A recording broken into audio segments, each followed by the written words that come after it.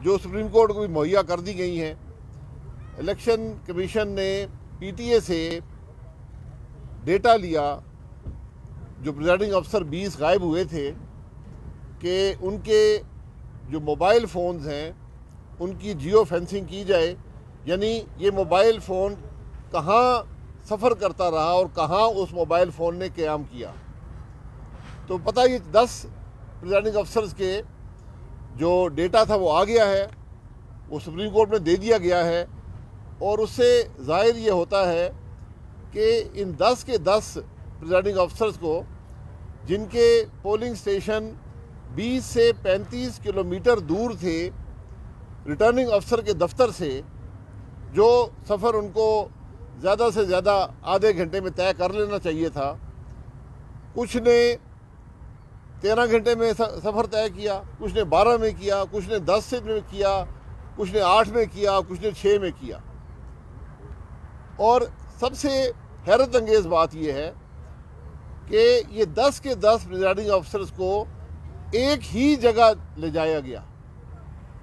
یہ 10 مختلف polling station تھے مختلف علاقوں میں، ان سب کو ایک ہی مخصوص مقام پر لے جایا گیا، جہاں وہ 8 سے 13 گھنٹے تک وہاں پر رہے، اور اس کے بعد ان کو تقریباً ایک ہی وقت کے مطابق صبح کے وقت ریٹرننگ افسر کے پاس پہنچایا گیا۔ یہ حقیقت جو ہے ایک بڑی خوفناک حقیقت ہے، کیونکہ اب بات صرف الیکشن کی نہیں ہے، بات یہ ہے کہ اس الیکشن کو چوری کرنے والے کون تھے۔ ہر پریزائڈنگ افسر کے پاس حکومت کی گاڑی ہوتی ہے، پولیس مہیا کی جاتی ہے، جو اس کو پولنگ سٹیشن سے ریٹرننگ افسر کے پاس ووٹوں سمیت لے کر جاتی ہے۔ یہ اب الیکشن طے کرنے کی بات نہیں ہے، یہ تو پورا الیکشن مشکوک ہو گیا ہے۔ آج سوال یہ اٹھتا ہے کہ ان پریزائڈنگ افسرز کو اغوا کرنے والے کون تھے؟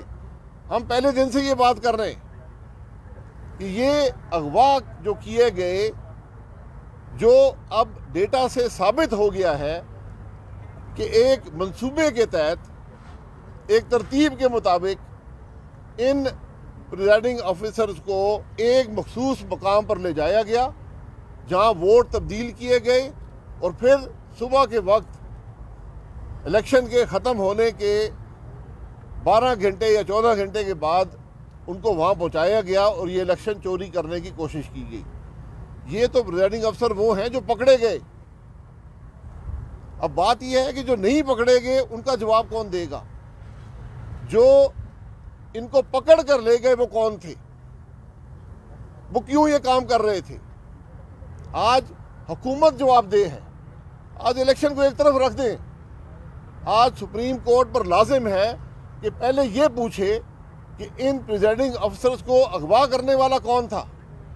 ذمہ دار حکومت ہے، ذمہ دار یہ لوگ ہیں جو آج الیکٹورل ریفارم کی بات کرتے ہیں۔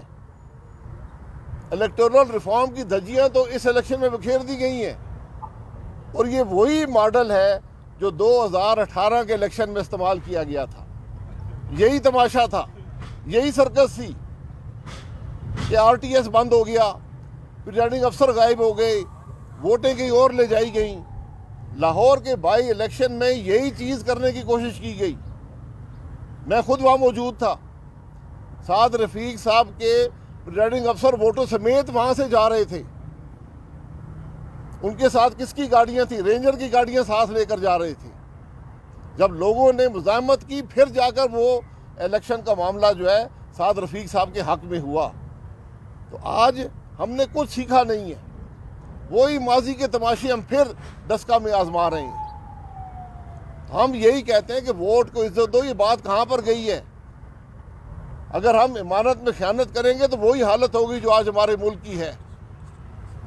آج کبھی کشمیر کے سودے ہو رہے ہیں، کبھی بھارت سے امپورٹ کر رہے ہیں، اپنی سمری پرائم منسٹر خود سمری اپروو کرتا ہے، ریجیکٹ ہو جاتی ہے۔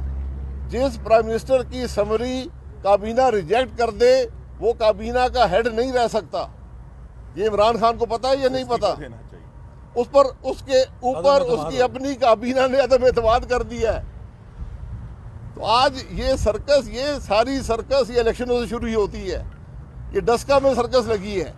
آج ہمیں توقع ہے کہ سپریم کورٹ اس الیکشن پر جو فیصلہ کرے گا وہ تو الیکشن کمیشن نے فیصلہ کر کے دے دیا ہے، لیکن سپریم کورٹ کو یہ معلوم کرنا چاہیے کہ الیکشن چوری کرنے والے کون تھے. سزا تو ان کو ملنی چاہیے. سزا ہم عوام کو دے رہے ہیں، سزا ہم امیدوار کو دے رہے ہیں جو جیت گئی ہیں. یہ آج کی ڈسکا کی حقیقت ہے، یہ آج کے الیکٹورل ریفارمز کی حقیقت ہے.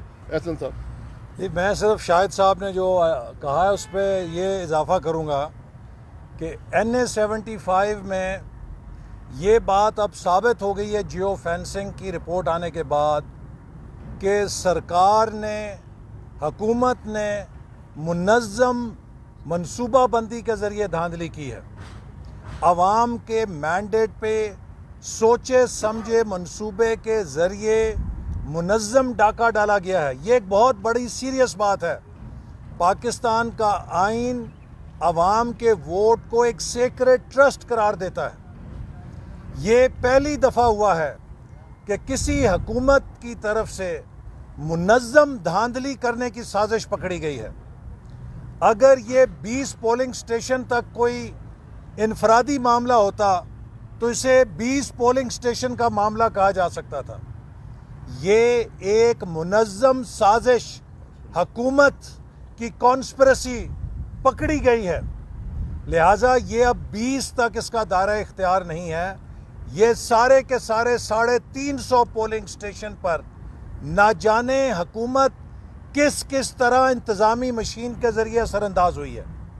ہم امید رکھتے ہیں کہ اگر الیکشن کمیشن نے پہلی دفعہ چوری پکڑ کے اس کے خلاف فیصلہ دیا ہے تو سپریم کورٹ الیکشن کمیشن کے نہ صرف اس فیصلے کو اپ ہولڈ کرے گی، بلکہ جیسے ابھی شاہد صاحب نے کہا کہ اب اصل مسئلہ یہ نہیں ہے کہ آپ نے ری پول کی اجازت دینی ہے.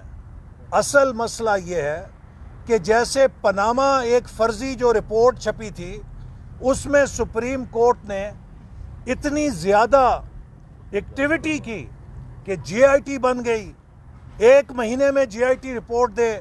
یہ پاناما سے زیادہ سنگین مسئلہ ہے. عوام کے رائے پہ ڈاکہ ڈالا گیا ہے، حکومت کی منظم سازش سے ڈاکہ ڈالا گیا ہے.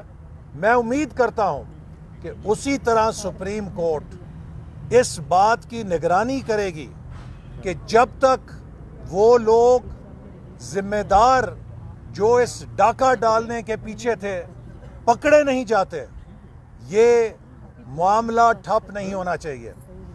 اگر یہ صرف 20 پولنگ سٹیشن تک کہانی محدود رکھی جاتی ہے تو میں ادب سے کہوں گا، بہت ادب سے، 20 پولنگ سٹیشن پہ ری پولنگ کی اجازت کا مقصد یہ ہے کہ ڈاکہ ڈالنے والوں کو بیل آؤٹ پیکج دیا جا رہا ہے. اگر جنہوں نے یہ منظم دھاندلی کی ہے، عوام کا مینڈیٹ چرانے کی کوشش کی ہے، ان کو سزا دینی ہے، تو پھر ہم امید کرتے ہیں کہ ری پولنگ کا فیصلہ ہوگا تاکہ پاکستان کے اندر ووٹ چرانے کی کانسپریسی کو ہمیشہ کے لیے ختم کیا جا سکے، اور جو لوگ اس گھنونے جرم میں شامل ہیں انہیں عبرت کا نشانہ بنایا جائے. کس کی اجازت سے، کس کے حکم کے اوپر ضلع کی انتظامیہ، صوبے کی انتظامیہ، ڈویژن کی انتظامیہ، پولیس نے، وفاقی ایجنسیوں نے اس گھنونی سازش کے اندر حصہ لیا اور عوام کے ووٹ پہ ڈاکہ ڈالا. دس از سبورشن آف کانسٹیٹیوشن. میں ادب سے امید رکھتا ہوں کہ سپریم کورٹ ان 20 پریزائڈنگ افسر کے اغوا کے بعد اس سے بڑا ثبوت نہیں ہو سکتا کہ یہ ایک منظم سازش تھی. اور اگر یہ منظم سازش تھی تو یہ پھر 20 پولنگ سٹیشن تک محدود نہیں تھی، یہ پورے حلقے میں پھیلی ہوئی تھی. اور ہم امید کرتے ہیں کہ ڈسکا کے عوام کو وہاں کے شہر کے لوگوں کو جہاں پولنگ سٹیشن بند رکھے گئے، فائرنگ کر کے لوگوں کو ہراساں کیا گیا، 2 جانیں ضائع ہوئیں۔ اس دہشت گردی، غنڈہ گردی کو کس کے حکم پر کیا گیا؟ تاکہ وہاں ووٹرز کو ڈرایا جائے، ہراساں کیا جائے، شہر کے لوگوں کو نہ نکلنے دیا جائے۔ جو ذمہ دار ہیں ان کو سزا ملے گی، اور اگر خدا نہ خواستہ یہ صرف کوئی 10-20 پولنگ سٹیشن کا معاملہ بنا، پھر تو یہ ڈاکہ ڈالنے والوں کے لیے بیل آؤٹ پیکج ہوگا۔ میری دانست کے اندر وہ خوشیاں منائیں گے، وہ مٹھائیاں بانٹیں گے۔ وقت آ گیا ہے کہ پاکستان کے اندر ووٹ پہ ڈاکہ ڈالنے کی روایت کو ہمیشہ کے لیے دفن کیا جائے، اور اگر الیکشن کمیشن نے پہلی دفعہ کوئی مضبوط قدم اٹھایا ہے، ہم امید رکھتے ہیں کہ سپریم کورٹ بھی اپنا وزن ووٹ کی حفاظت اور عزت کے پلڑے میں ڈالے گی۔ ایسر اقبال صاحب یہ بتائیں کہ جو کہانی 25 جولائی 2018 سے شروع ہوئی تھی وہ ٹسکا کے انتخابات تک پہنچ گئی، لیکن ہمیں پی ٹی ایم چلے چھوڑے اپوزیشن جماعتیں بھی ایک کمزور موقف کے سامنے میدان میں نظر آئیں۔ آپ یہ بتائیں کہ اس وقت آزاد کشمیر میں انتخابات ہونے جا رہے ہیں، اگر یہ 25 جولائی سے ٹسکا تک کی کہانی اور گلگت بلتستان میں جو کہانی دہرائی ہے، انشاءاللہ آپ حفاظتی اقدامات کیا کریں گے آزاد کشمیر کے ہم اس بارے میں پوری حفاظت بھی کریں گے، اور یہ بات میں بتانا چاہتا ہوں، اگر کشمیر کے عوام کے ووٹ کو کسی نے چرانے کی کوشش کی تو وہ مودی کا یار ہوگا، وہ مودی حکومت کے بیانیے کو مضبوط کرے گا، وہ مقبوضہ کشمیر پہ بھارت کے تسلط کو جائز قرار دینے کی توجیہ کی بنیاد رکھے گا۔ اس لیے ہمیں آزاد کشمیر میں آزاد منصفانہ الیکشن کر کے مقبوضہ کشمیر کے عوام کو پیغام دینا ہے۔ وہ پیغام دھاندلی کا نہیں دینا، ان کی آزادی کا دینا۔ آپ نے کل ایک دیا مختلف ٹی وی چینل پہ بیان دیا کہ سینٹ میں اپوزیشن لیڈر ہمیں قبول نہیں ہے۔ پیپلز پارٹی کے سی این ویر کمر نے آفیشلی ایک سٹیٹمنٹ جاری کیا کہ اگر مسلم نون کو ہمارا سینٹ میں اپوزیشن لیڈر قبول نہیں ہے تو ہمیں مسلم نون کا کوئی بھی اسمبلی میں اپوزیشن لیڈر قبول نہیں ہے۔ یہ کیا ہے اور پی ڈی ایم کی اب کیا سٹینڈنگ ہے؟ دیکھیں، پی ڈی ایم ہر جگہ پر موجود ہے۔ پی ڈی ایم کا بیانیہ ملک کے نظام کو آئین کے مطابق کرنے میں ہے۔ اگر کوئی ایسا کام ہوتا ہے کہ اس بیانیے کو نقصان پہنچتا ہے، اگر آج سینٹ کے اندر حکومتی اراکین اپوزیشن کے ممبر بن کر بیٹھے ہیں، اس سے بڑی توہین نہ سینٹ کی ہو سکتی ہے نہ اپوزیشن کی ہو سکتی ہے۔ ہم اس کو قبول نہیں کر سکتے، بڑی سیدھی بات ہے۔ اور یہ بات میں ایک ذرا ایڈ کر دوں کہ جیسے شاہد صاحب نے کہا، وزیر تجارت عمران نیازی نے بھارت سے چینی اور کپاس درآمد کرنے کی اجازت مانگی، اور سلیکٹڈ وزیر اعظم نے اور ان کی کابینہ نے وہ سمری مسترد کر کے قوم کے ساتھ مذاق کیا ہے۔ دراصل یہاں پر ہی کھڑے ہو کے میں نے آپ کے سامنے کہا تھا کہ ہم اسے چیلنج کریں گے، اور مقبوضہ کشمیر کے عوام کا غم و غصہ آیا تو تب اس حکومت نے اس دباؤ کے تحت جو مسلم لیگ نون نے کھڑا کیا، یہ مجبور ہوئی کہ وہ عمران نیازی جو وزیر تجارت سمری دے رہا ہے، ہم نے سوال کیا تھا کیا کشمیر کے اوپر بھارت نے 370 کا آرٹیکل واپس کر کے اپنا اقدام ریورس کر دیا ہے؟ آپ نے کس بنیاد پہ چینی اور کپاس بھارت سے درآمد کرنے کی اجازت دی ہے؟ کس بنیاد پہ قوم کی غیرت کا سودا کیا تھا؟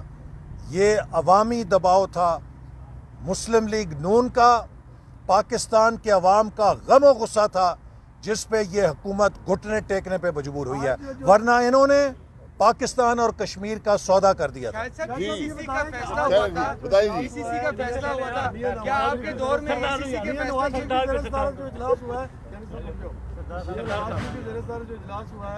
کیا اسٹریٹجی اپنائے گی پی ڈی ایم میں؟ کیا رول ہوگا نون لیگ کا؟ کیا پیپلز پارٹی سے رائیں جدا ہو چکی ہیں اور اس پہ میاں صاحب کا کیا موقف سامنے آئے؟ دیکھیں، یہ مشاورتی اجلاس ہوتے ہیں، یہ اکثر ہوتے رہتے ہیں، آج بھی ہوا ہے، 2.5 گھنٹے کا مشاورتی اجلاس تھا۔ بہت سے ایشوز ڈسکس ہوئے ہیں. ایک ایشو ڈسکا کا آپ کے سامنے رکھ دیا ہے. جی کیانی صاحب جی ویکسین جو ہے وہ چینی حکومت بنا رہی ہے, پوری دنیا میں دے رہی ہے اور مفت فراہم کر رہی ہے. حکومت اس کے نرخ اور ریٹ مقرر کر رہی ہے. کیا تجویز دیں گے, کیا زیادتی نہیں ہے؟ دیکھیں, میں پہلے بھی یہ کہا ہے کہ دنیا میں واحد ملک ہے جس نے ایک ویکسین نہیں خریدا آج تک. جو لوگوں نے ہمیں ڈونیشنز دی ہیں اس پہ چل رہے ہیں, اور پہلا ملک ہے دنیا میں جو پرائیویٹ سیل کووڈ ویکسین کی اجازت دے رہا ہے. حالانکہ دنیا میں کوئی کووڈ ویکسین بک نہیں رہی. تو یہ کون لوگ ہیں جو یہاں پر یہ ویکسین لا کر بیچ رہے ہیں؟ اور دوسری بات یہ ہے کہ دنیا کا سب سے کم ویکسینیشن ریٹ پاکستان کا ہے. اتنا فرق ہے 1 out of 1000 کہ شرم آتی ہے. 1000 میں سے ایک شخص کو آج تک ویکسینیٹ کیا گیا ہے. نیپال, مالدیو, انڈیا, بنگلہ دیش ہم سے 10-10, 20-20, 100 گنا آگے ہیں, لیکن یہاں کسی کو پرواہ نہیں ہے. NCOC کی میٹنگیں روز ہوتی ہیں, آج تک وہ ویکسینیشن کا بھی ذکر نہیں کر سکے. کون انچارج ہے ویکسین کا اس ملک میں؟ کیا ہمارے پاس 50 ارب روپیہ نہیں ہے کہ ہم 5 کروڑ ویکسین کا آرڈر دے دیں اور اپنے عوام کو محفوظ رکھ سکیں اس خرابی سے؟ اشتہار چلانے کے لیے ہے 1 ارب روپے حکومت کے اشتہار چلانے کے لیے. PDM نے ایک فیصلہ کیا تھا کہ پارلیمنٹ میں حکومت کے ساتھ تعاون نہیں کرنا, جو وہ کمیٹیوں کا اعلان کریں گے. اب آپ ہمیں صاف بتائیں کہ پارلیمانی کمیٹی انتخابی اصلاحات بننے جا رہی ہے اور کل حکومت اپوزیشن کا 2:30 بجے اجلاس ہو رہا ہے, اس میں کیا PDM کی جماعتیں شامل ہوں گی اس اجلاس میں؟ حکومت اپوزیشن کا کوئی اجلاس نہیں ہے. یہ احسن اقبال صاحب نے ایک معاملہ ریز کیا تھا اسمبلی کے اندر, یہ آرڈیننس کے ذریعے آپ منی بل لا سکتے ہیں. یہ ایک سیٹلڈ ایشو ہے, اس میں مذاکرات کی ضرورت نہیں ہے, اس میں اسپیکر کو فیصلہ دینے کی ضرورت ہے. انتخابی اصلاحات کمیٹی میں جا رہے ہیں سر؟ انتخابی اصلاحات کمیٹی میں دسکے میں اصلاحات جو ہو چکی ہیں, ایسی اصلاحات ہمیں نہیں چاہیے. تحریک انصاف مل جاتی ہے تو 2/3 اکثریت جی آ جاتی ہے عوام میں, تو کوئی 2/3 اکثریت کے بعد آئین میں تبدیلی آ گئی. کس میں جی؟ پیپلز پارٹی اور تحریک انصاف جس طرح قریب آ رہی ہیں جی, وہ ان کو مبارک ہو اگر وہ آئین میں اس قسم کی امینڈمنٹس کرنا چاہتی ہیں. یہ پاکستان کے عوام ان چیزوں کو قبول نہیں کرتے. یہ 2 نمبر امینڈمنٹس کی کوشش جو ہے, جو صوبائی خود مختاری کو ختم کرنے کی کوشش ہے, جو ملک میں 58(2)B لانے کی کوشش ہے, ریزیڈنشل سسٹم کی کوشش ہے, ہم اس کو رد کرتے ہیں.